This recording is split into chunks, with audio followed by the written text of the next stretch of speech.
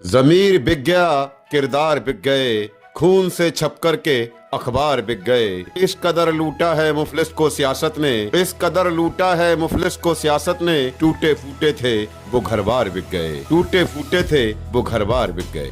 जमीन पर दबंगई से कब्जे का आरोप, गरीबों ने प्रशासन से लगाई न्याय की गुहार। गरीब अपने खून पसीने की कमाई से एक छोटी सी जमीन का टुकड़ा खरीदता है, ये सोचकर कि उसका भविष्य सुरक्षित रहेगा। कोई अपनी बेटी की शादी के लिए जमीन खरीदता है तो कोई अपने परिवार को एक छत देने के लिए। लेकिन जब कुछ दबंग लोग उसकी जमीन छीनने की कोशिश करते हैं तो उसके सपने भी उस मिट्टी में मिल जाते हैं। आज हम आपको ऐसे ही एक मामले से रूबरू करवा रहे हैं जहां गरीबों की मेहनत से खरीदी गई जमीन पर जबरन कब्जा करने की कोशिश हो रही है। नवाबगंज तहसील के ग्राम रिछौला किफायतुल्लाह से आए ग्रामीणों ने आज थाना दिवस में प्रशासन को अपनी फरियाद सुनाई। ग्रामीणों का कहना है कि उन्होंने अपनी जरूरतों को दबाकर रूखी सूखी रोटी खाकर एक पैसा जोड़ा और बाबू सुलेमान ने प्लाट खरीदा।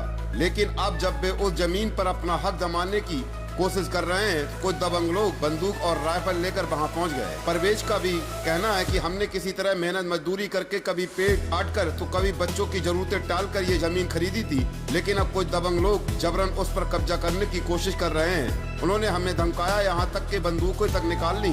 हम कानून के दायरे में न्याय चाहते हैं। वहीं ग्रामीणों ने बताया कि हमने अपनी बेटी की शादी के लिए सोचा था कि ये प्लाट काम आएगा, हम खुद आधा पेट खा लेंगे लेकिन बेटी की शादी अच्छे से कर देंगे। अब ये लोग हमें यहाँ से भगा रहे हैं, कहाँ जाएंगे हम? क्या गरीबों की कोई सुनवाई नहीं होती? हमारे लिए ये जमीन ही सब कुछ है।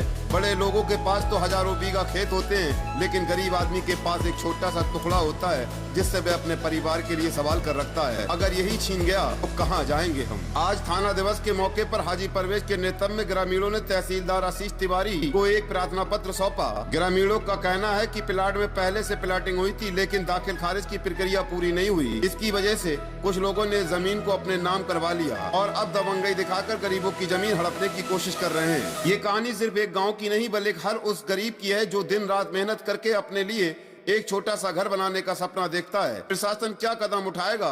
क्या गरीबों को उनका हक मिलेगा या फिर दबंगों के आगे उनकी आवाज दबा दी जाएगी? हम इस मामले पर नजर बनाए रखे हैं। मलिक सिद्दीकी, यूपी 25 चैनल आप देख रहे हैं। जय हिंद।